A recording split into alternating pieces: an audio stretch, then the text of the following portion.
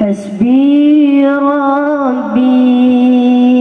جل الله ما في قلبي غير الله على محمد صلى الله لا إله إلا الله حسبي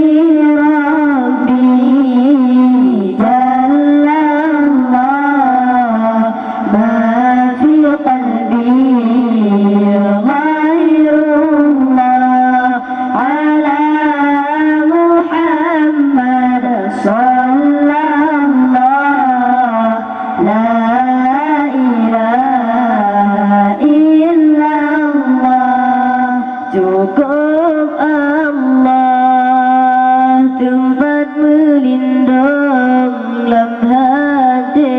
lun hana dua aduh Nabi lebih berkat hana Tuhan selain Allah hana Tuhan selain Allah Muhammadnya Rasul Allah bertayakin di dalam hati sampai mati Allah Esa tadu tada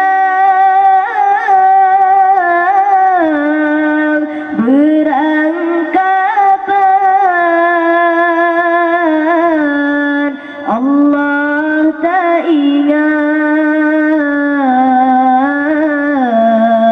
dalam dada hancur kubur iman berlekat Allah tak ingat Tuhan datang Hasbi Rabbi Jalla Allah ma fi qalbi ghairullah ala Muhammad sallallahu la ilaha illallah hasbi rabbi jalla Allah ma fi qalbi ghairullah ala Muhammad sallallahu la ilaha illallah.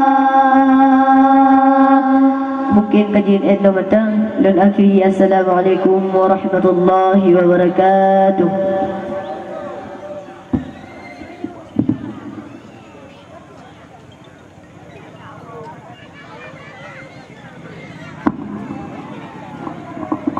Terima kasih kita ucapkan kepada Tunku Ihsan Al-Ajami